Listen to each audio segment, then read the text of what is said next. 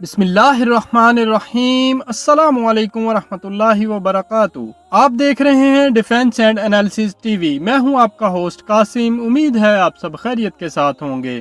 آج کی ویڈیو میں ہم آپ کو بتائیں گے لداخ کے بعد چینی فوج کی اروناچل پردیش کی طرف پیش قدمی اور بھارت کے مزید کتنے علاقے پر قبضہ ہو گیا۔ گزشتہ روز چین اور بھارت کے درمیان ہونے والی جھڑپ سے متعلق ہم نے آپ لوگوں کو ویڈیو کے ذریعے سب سے پہلے آگاہ کیا تھا۔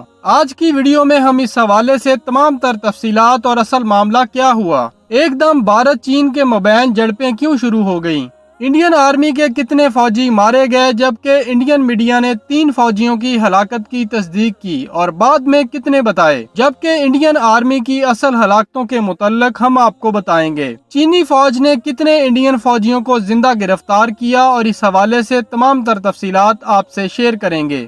اپنے موضوع کی طرف بڑھنے سے پہلے چینل سبسکرائب کریں اور بیل آئیکن پر کلک کریں۔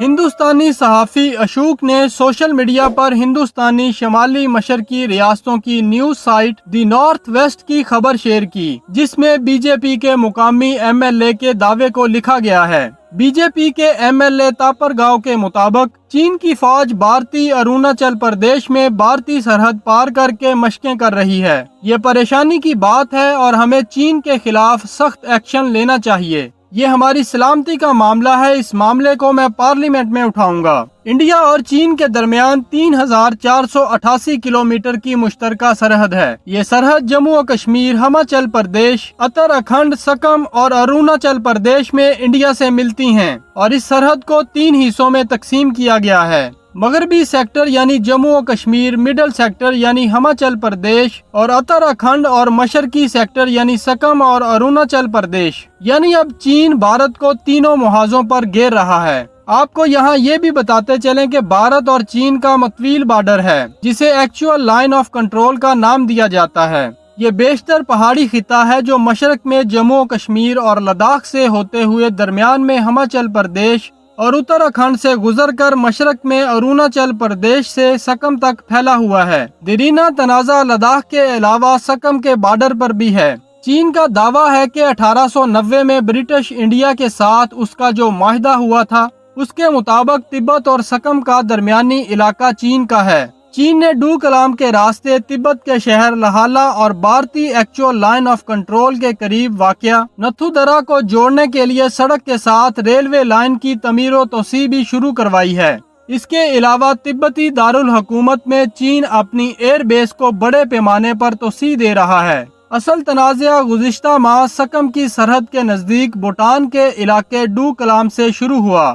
چین یہاں ایک بڑی سڑک تعمیر کرنا چاہتا ہے۔ گلوان وادی کی طرح پینگونگ جھیل کے علاقے میں بھی ہاتھا پائی اور پتھراؤ کے نتیجے میں دونوں طرف کے اہلکار زخمی ہو چکے ہیں، کیونکہ وہاں اکسائے چن کے علاقے پر بھی چین کا دعویٰ ہے۔ سکھ موہن لائن کو بھی چین بھارتی علاقہ تسلیم نہیں کرتا اور اس حوالے سے سیکیورٹی کونسل بھی جا چکا ہے۔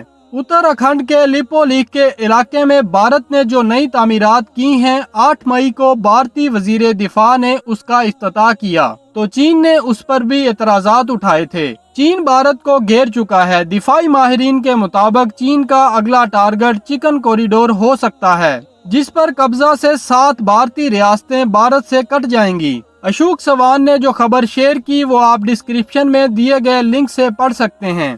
اب آپ لوگوں کو بتاتے ہیں گزشتہ کئی دن سے لداخ میں ہونے والی چین اور بھارت کی کشیدگی کے متعلق اصل معاملہ کیا ہے۔ چین نے پچھلے دنوں جتنے علاقے پر قبضہ کر لیا تھا، اسے اپنا علاقہ قرار دے کر اسے بارڈر کا درجہ دے دیا۔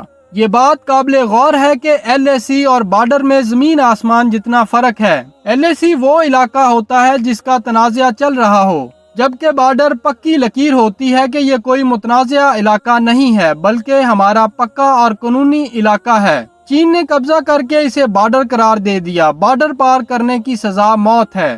بھارت نے سوچا چین کچھ نرم پڑ گیا ہے، چنانچہ اس موقع سے فائدہ اٹھا کر اپنے چھینے ہوئے علاقے میں جا کر تو دیکھیں، کیونکہ مہینہ پہلے یہ ہمارا ہی تھا۔ پھر ایک کرنل نے 21 کے قریب بھارتی فوجی لیے اور اپنے پرانے علاقے میں داخل ہو گئے۔ پروگرام یہ تھا کہ اگر چینی چپ رہے تو یہ علاقہ تھوڑا تھوڑا کر کے واپس لے لیں گے۔ ये सबक मोदी का सिखाया हुआ था कि थोड़ा थोड़ा करके अपने छीने हुए इलाके किसी तरह वापस ले लो ताकि कुछ तो इज्जत रह जाए। ये काम रात के वक्त किया गया। भारतीय फौज का कर्नल और इसके मातहत भारतीय फौजी अफसर और सिपाही अपने पुराने छीने हुए इलाके में दाखिल हुए।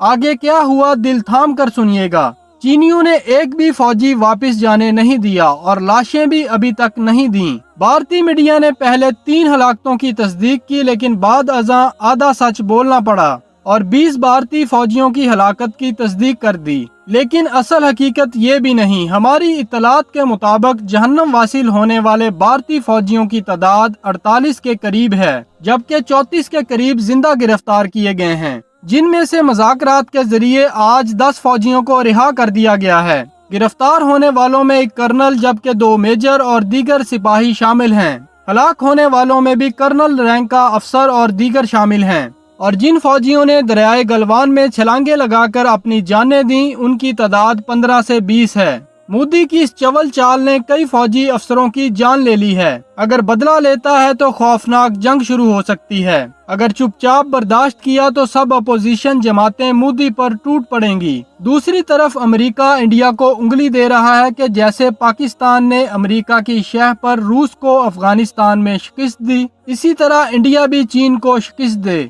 लेकिन भारत कहता है अमेरिका महाराज, हम नाचने गाने वाले लोग हैं, हम सिर्फ फिल्म में चीन की तबाही कर सकते हैं।